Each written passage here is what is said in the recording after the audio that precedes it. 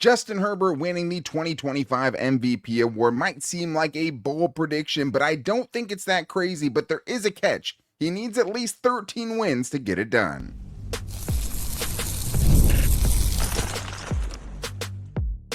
You are Locked On Chargers, your daily podcast on the Los Angeles Chargers. Part of the Locked On Podcast Network, your team every day. What is up, and welcome into the Locked On Chargers podcast. I'm your host, Daniel Wade, joined as always by my co-host, David Droegemeier, and we've been covering the Chargers now for 10 seasons together, but this is our 8th year as the host of the Locked On Chargers podcast, bringing you your team every day.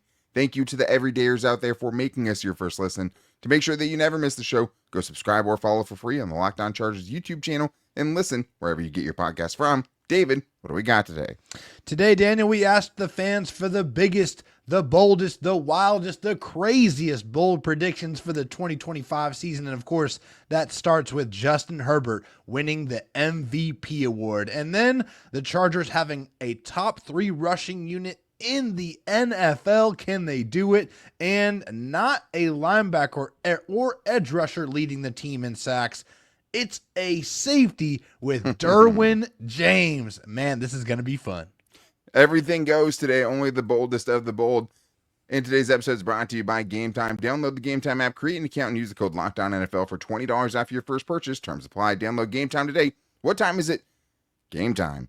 David, we wanted to do a bold prediction show because we can't always start the show with Justin Herbert winning MVP or the Chargers winning the Super Bowl. But we wanted to have a show where we just let it all out and let you guys give us the boldest predictions that you have for the 2025 season. And you can't have a bold prediction show without the boldest of predictors. And it's Athir kicking us off today. Daniel, David, this is Athir. My bold prediction for this coming season will be Justin Herbert will win an NFL MVP and Offensive Player of the Year. I'm going 4,600 total yards, 46 total touchdowns, and the season will finish hosting the Lombardi Trophy and becoming the 7th quarterback in NFL history to win a Super Bowl MVP also. Let's go, baby. I mean, that's about as bold as it gets, and that's how you have to start a show like this. And too crazy to use for most shows, but today it flies, David. And the Super Bowl part of things, like the Chargers obviously winning a Super Bowl, we get that a lot. That is the boldest of predictions. But Justin Herbert winning an MVP would be pretty bold as well. Obviously, the Chargers haven't had one since LaDainian Tomlinson in 2006, and he had to literally have like the best running back season ever to get it done. And it would take a crazy season for Justin Herbert to do it. I think the thing with Herbert is, though, like, you've already seen him put together a kind of MVP type of stat line in 2021, where he didn't hit 4,600 yards and 46 touchdowns, but he had 41 total touchdowns, and he had over 5,000 passing yards. This is the big catch. Since the NFL moved to 17 games, there have been 4 MVPs, 4 seasons of 17-game seasons. The average wins for the quarterbacks who won that award is 13.25. That's the baseline. That's the bare minimum. If you want to win an MVP, you have to win at least 13 games. We've talked about this Chargers schedule and how crazy it is. But, I mean, you're talking about maybe like a Lamar Jackson 2023 stat line is attainable, 3,700 passing yards, 28 touchdowns. He ended up with 24 touchdowns, only 29 total touchdowns, 4,449 total yards, including his rushing yards. I don't think 4,600 total yards is crazy, David, because I think we could see a good rushing season. But, man, he would have to have a truly special year to win the MVP. Well, and also when we're talking about MVP, just like in 2006 with LT had an incredible supporting cast that allowed him to be able to do that. He had an incredible offensive line. He had a great fullback that was opening up some lanes in front of him with Lorenzo Neal. And of course, he had to be overwhelmingly uberly talented. And of course, LT was all of that. And I truly believe that Justin Herbert is uberly talented as well. And I do believe he will win an MVP award in his career, but it requires that you have the right supporting cast around you. And it just so happens that the Chargers upgraded the running backs, upgraded the offensive line, upgraded the wide receivers, upgraded the tight ends all around him. And that's what it takes to elevate the value, the level of the supporting cast to be able to meet that competitive level that we know Justin Herbert can bring to the table. That's why I feel like it's not so bold to be able to expect that part of it. Obviously, when we're talking about Super Bowl and MVPs in that situation, that's a little bit of a different ball game, right? You have to, be able to handle your business when you get to the playoffs. But as far as winning an NFL MVP, I feel like you have to have the coach, you got to have the right supporting cast, and I feel like the Chargers have that this year with Justin Herbert and what he has available. At least maybe the most well-rounded, right? Because in 2021, he had an awesome, at least offensive core with Austin Eckler, Mike Williams, Keenan Allen. All of those dudes went for at least 1,100 yards, which is crazy. 3 different guys to do that. But only 7 times as a quarterback had 46-plus passing touchdowns. It's Peyton Manning, Patrick Mahomes, it's Tom Brady, Aaron Rodgers, Dan Marino, and Drew Brees. So that'd be a pretty exclusive club to get into. But I think if they could get 13 wins, he has an absolute shot at MVP because the wins have so much to do with it. And it does. It really does. It's a non-starter if you have anything less than that. Now, I mean, Patrick Mahomes won 15 games last year. It has to be more than that. You also have to have a really good season. But that is where it starts. You have to be one of the, the best quarterback on one of the best teams in the NFL to do it. And it's not as crazy as maybe some people think for him to get it done. But let's get to this one here from John Clark, who has maybe an equally bold prediction. And it's that Ladd McConkey will break Lance Alworth's single-season receiving yardage record. That's at 1,602 yards. He's saying over 1,650 in 2025. David, that's pretty bold. That is outrageously bold. And also, I think we got to take a second to appreciate just how unbelievably dominant Lance Alworth was in that season. Like, it's crazy. I mean, we're talking about 14 games here because that's how many games they played back in that season. 69 receptions, 1,602 yards, 14 touchdowns, a crazy 23.2 yards per reception, and 114.4 yards per game. A lot of those were highs for the season for the NFL in that year. Yeah. That is unbelievable. And I think just with that situation, like, he was the number one guy, no question about it. There really wasn't many other options besides him. This year, I just think there's just too many different people that you got to get the football to. Ladd's going to get his, and I think he's going to have a great season because he's always going to be open because of that skill set he brings to the table. But 1,600 yards, we're talking about only one individual in the NFL last year even went over 1,300 receiving yards, and that was Jamar Chase, obviously going over 1,700, which is unbelievably wild. But he had 122 receptions to go along with that 1,700 yards, and I just don't think there's a world that we live in that Ladd gets that amount of target share to be able to make that happen. Yeah, it was just Jamar Chase who won the Triple Crown, and I mean, I think the craziest thing, about Lance Alworth, which is that's how you become a Hall of Famer, right? Yeah. Because you have seasons like that. But, 23.2 yards per catch. Just wild. That's just insane. So, I think the crazy thing is, okay, look at Ladd's last season. If you include the playoff game, that's 17 games, right? He missed one game in the regular season, but we've seen him on the field 17 times in an NFL game. In those 17 games, he had 1,346 yards, right? So, not that far off, right? I mean, obviously, 200 yards is a pretty big number, but still, that 1,346 is crazy. Now, the crazy part about his season is that he had less than 70 yards in all of his first 6 games. Didn't pass 70 yards a single time. In his first 9 games, he only went over 70 yards one time, which means a lot of that production came after that. Like, he got off to such a slow start, and he still did 1,346 in the 17 games he played. He had 83 plus yards in 6 of his last 7 games. Over his last 8 games, including the playoff game, he averaged 107 yards per game over the last 8 games he's played in the NFL. You do that over a full season, that's 1,814 yards in over a 17-game span. I'm not saying he could keep it up for a whole season. Maybe not as crazy as you think it is, because if we see that version of Ladd where he left off, and that's where they start the season, because at that point, the second half of the season, there's no excuses. Everyone knew what he could do. The tape was out there. Yeah. He still did that with even less options and less people to account for than the Chargers have. That would be right bonkers, now. though, man. That would be a crazy It's a crazy season, but we just saw him do it for half of a season in one of those against a playoff team with one of the best defenses in the NFL last year. Yeah. That's a fact. That's just a fact. That's what Yeah. he did in 8 games. Now, he has to sustain it over a 17-game season. But 1,600 in Ladd's career, that is not a number I don't think he could sniff at some point. Will it be 2025? We'll see. But we still have way more to get into, including if the Chargers could have a top 3 rushing attack in the NFL. And if they do, they're going to need a couple of those interior linemen to have big seasons.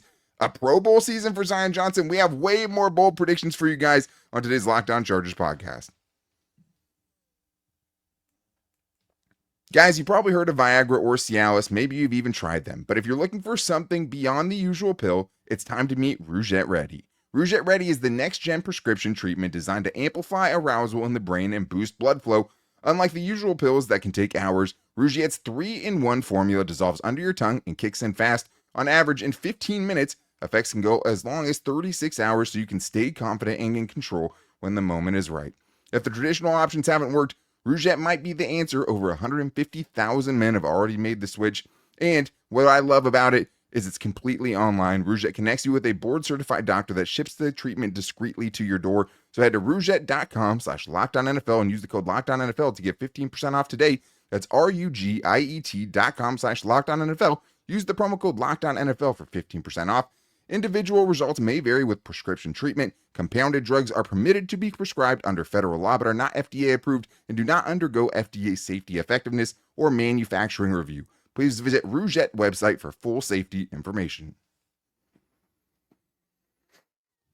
We have more bold predictions to get into, David, because you guys really brought it. We said bring the fire, and you guys absolutely did. And let's start here with one that would be pretty altering towards the Charger season and maybe would get some of those other guys closer to their individual awards if they could get it done. And this one here is from Cesar Hurtado, who says the Chargers will have a top 3 rushing attack in the NFL. He said AFC. I changed it to the NFL because this is the bold prediction show and we're going as bold as we can. David, we know the Chargers rushing game wasn't where it needed to be last year. We know it's going to be better in 2025. Will it get that much better? Yeah, I mean, if it is going to get that much better, it's going to take an effort from multiple different players, right? You're going to have probably 2 running backs that are, being able to provide that type of production, because 4 of the 5 teams in the NFL, not only, they were getting a ton of opportunities, but they had multiple guys that were getting it done. Over 500 carries for basically 4 of those 5 teams. And so to get to 3rd, right, it was the Washington Commanders who had 2,619 rushing yards with 483 carries. That's 737 more rushing yards than the Chargers had last year. So they're going to need a great year from Najee. They're going to need a very good year from Omarion Hampton, but they're also going to need a good year from Justin Herbert contributing to those rushing stats as well. Jalen Hurts, 630 rushing yards. Jaden Daniels, 891 rushing yards.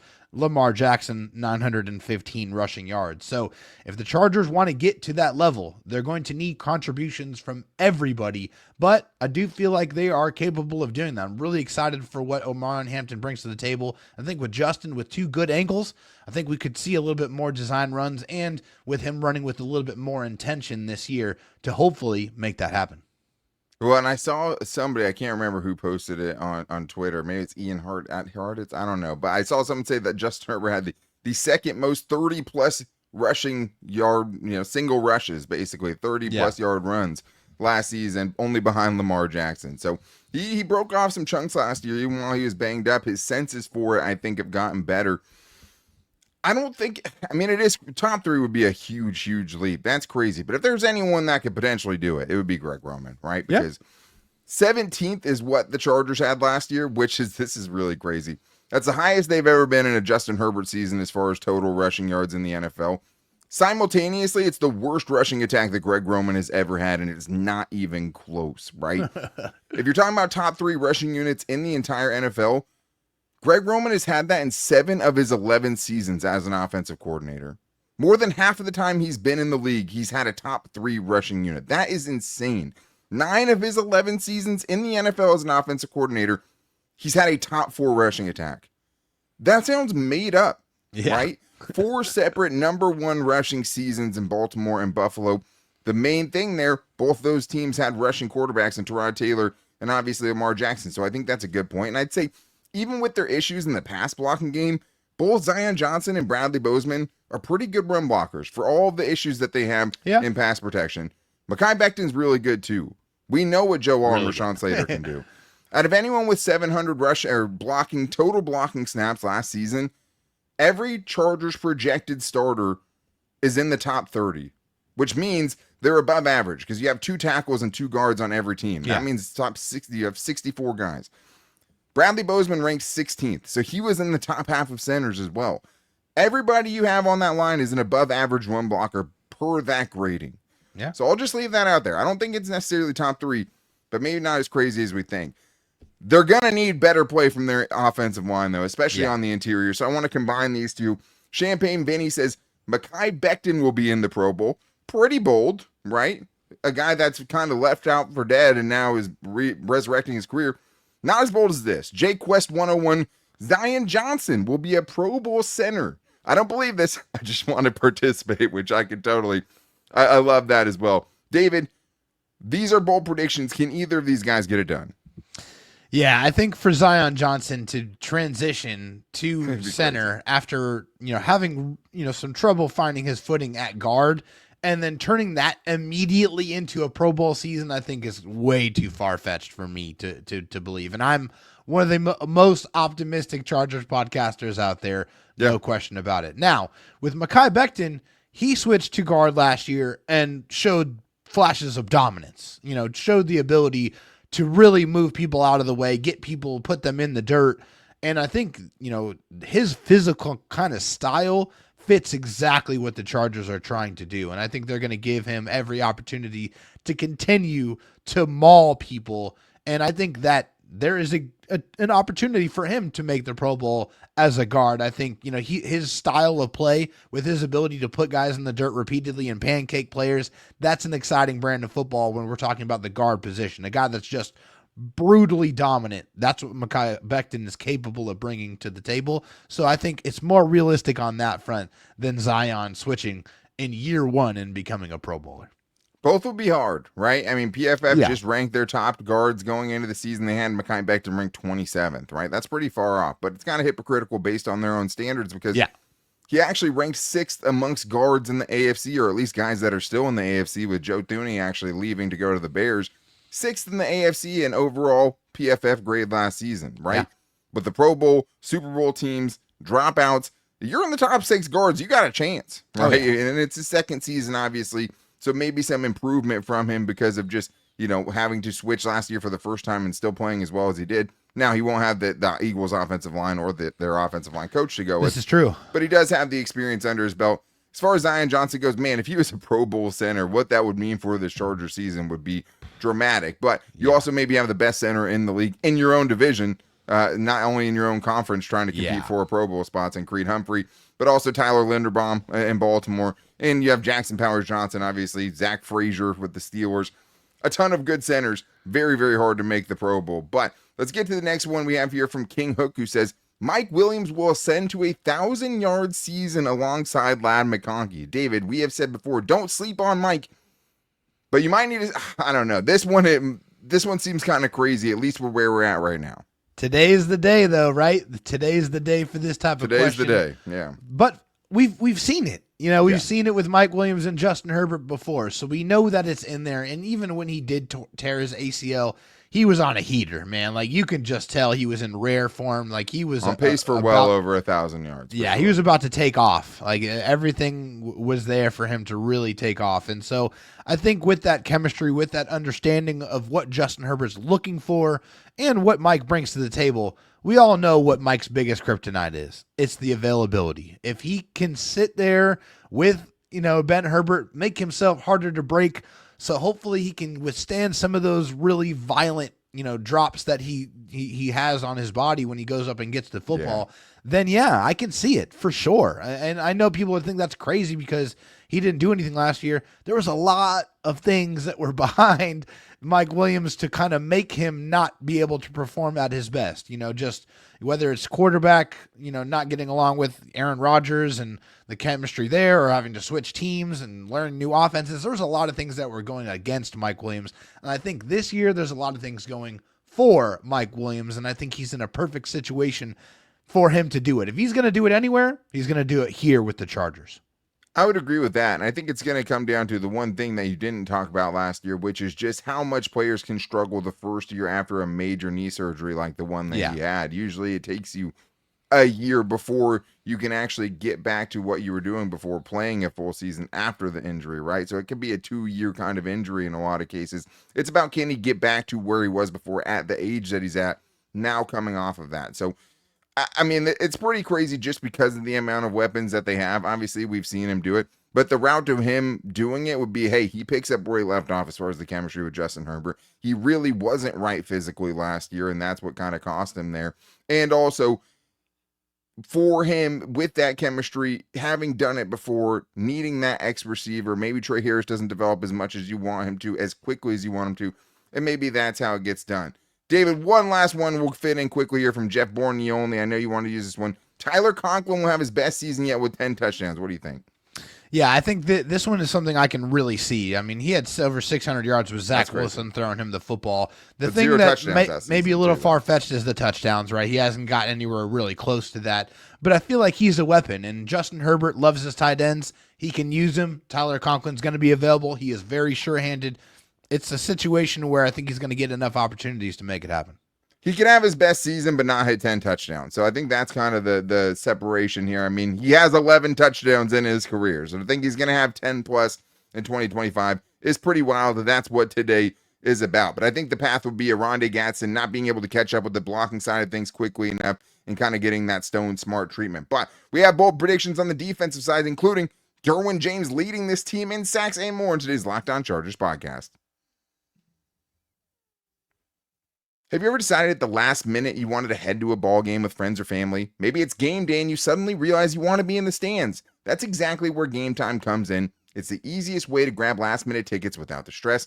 And with the money you save on your tickets, you can splurge on food, drinks, merch, or even an invite to a bigger group to come with you. Game Time makes that possible. It's such a good point too, just because sometimes you'll spend so much on your tickets where you're just like, man, I don't have enough money to continue actually making this the best experience it can be. And that's where Game Time comes in, especially when the tickets can go down the closer you get to the start of the game. But yeah, I mean, now baseball season, San Diego for me, Padre games last minute. I can't think of many better things to do. And you can go to the next home game on the 4th of July against the Rangers and get field level tickets still for less than $100. So not going to beat that. You always know what the prices are because all of the fees and taxes are included. So take the guesswork out of buying tickets with Game Time. Download the Game Time app, create an account, and use the code LOCKEDONNFL for $20 off your first purchase. Terms apply. Again, create an account, redeem the code LOCKEDONNFL for $20 off. Download Game Time app today. Last minute tickets, lowest price, guaranteed.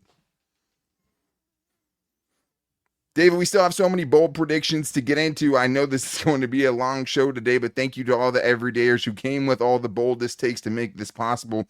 We appreciate you guys as always. And if you need a second listen, make sure to check out the Locked On NFL Scouting Show with Kyle Krabs and Joe Marino, keeping you up to date with everything going on around the NFL during this off season on YouTube and wherever you get your podcasts from.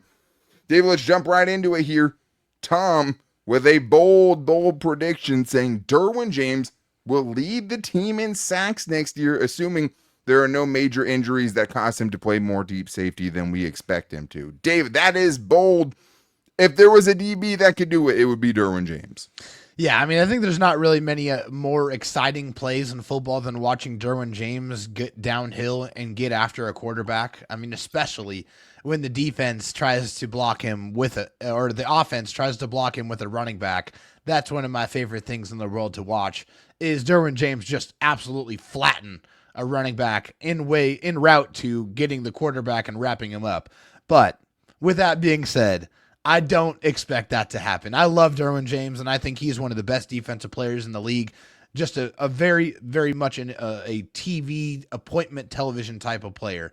But I think there's another guy on this list that I feel like is probably going to be the one that leads the team in sacks, and his name is not Khalil Mack.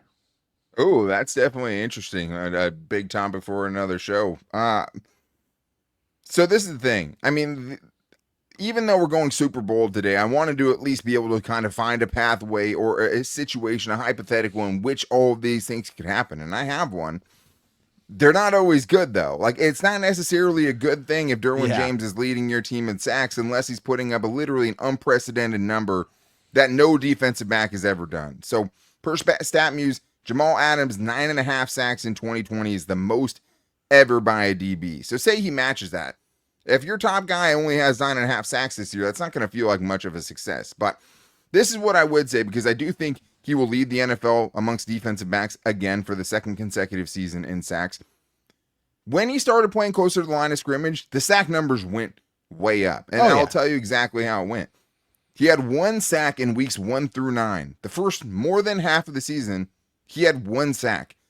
He had 4.5 sacks over the last 8 games, right? You span that out over a full season, you're talking about a 9-sack season, a potential 10-sack season. Now, he has been playing pretty much primarily in the slot, and I've talked about it before. The best thing in football is Derwin James getting downhill, which gives him the chance to do that. But I'll tell you one thing, if he puts up a 9-sack, 10-sack season, he'll have a legit shot at Defensive Player of the Year, and that's no hyperbole there. But let's get to this one here from Brent Choi, who says, the forgotten man, Alohi Gilman, leads the Chargers in forced turnovers and makes the Pro Bowl. His 2023 film was outstanding with DJ in the slot. Alohi plays a ton and is a game changer for the Bolts. What do you think? I like it. I like Alohi Gilman as far as a player who is very intelligent and really has good instincts about being at the right place at the right time. However, I think that there's going to be another player that's going to lead this team in turnovers, and it's a second-year player by the name of Tarheeb Still. I think Tarheeb Still is going to be the guy that leads this team in interceptions. He had 4 last year. I think he's going to double that in 2025. I think he's going to have one of the most highest interception numbers in the NFL this season. He's going to go crazy. I think, with the improvements in his game and being a little bit more measured, but having just that comfortability of being in the same defense for a second year, I think he's going to really take off. So I think Tarheeb Still is going to be that man. I love the Bolt prediction because although he's always had that kind of game-changing ability, in 2023, the thing is, if you were counting stops on 4th down, which, he had at least like 3 or 4 of those in 2023, he definitely led the Chargers. 3 forced fumbles, 2 interceptions, has a knack for poking the ball out. Also had, multiple stops on 4th down, which are as good as turnovers are anyways, right? Yeah. I like that. You need a couple tip passes, right? He is going to be playing the deep part of the field more.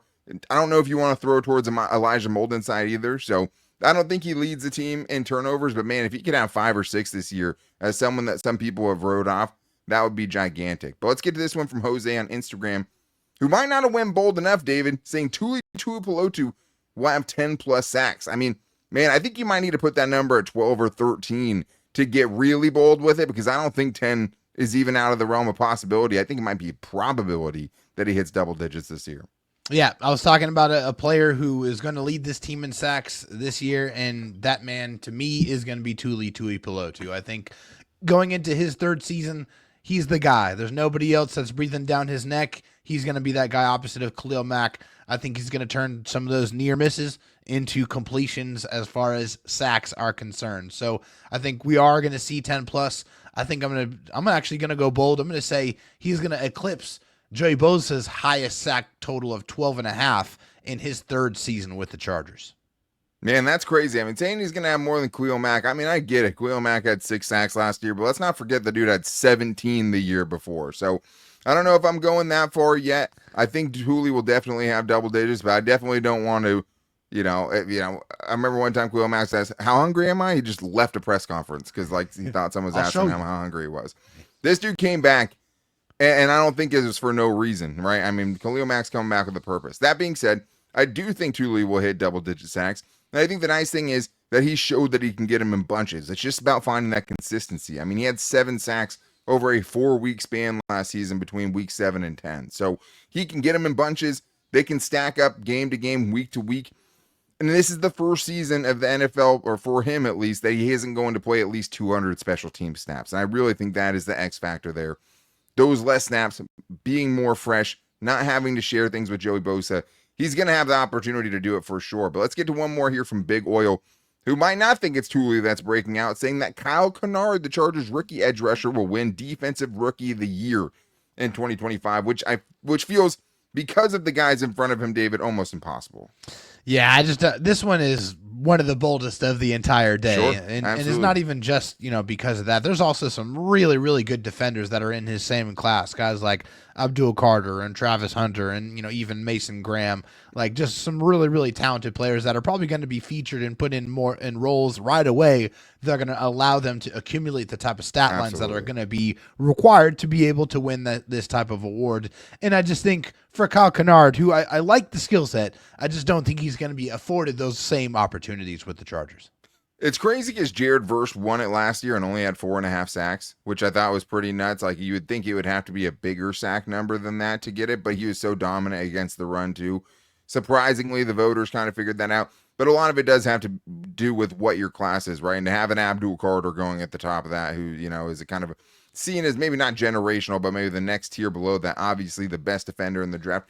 But it wasn't loaded at edge, and playing edge is definitely kind of a must for a rookie. I mean, outside of Sauce Gardner, the last 6 seasons have all been edge rushers of some kind. So he did lead the SEC in sacks, but again, trying to come up with the hypothetical for this one is hard because it probably means an injury to either Tuli or Khalil Mack to even have the opportunity to go get this done. So that would be my main reason of thinking that it's kind of hard to believe. But I do think that even though he's not a great run defender, or at least wasn't at the collegiate level, or might have some hard time transitioning to the NFL doing it, they don't care really for defensive player of the year for the most part about your rushing ability if you could put together like a 10 sack season like we've seen multiple edge rushers in Chargers history be able to do to win that award, like a Joey Bosa and also a Sean Merriman. It is a rite of passage to win Rookie of the Year, but I think you also have to like hold out and miss a few games is also part of that too, and then come back and just go on an absolute tear for the rest of the season. But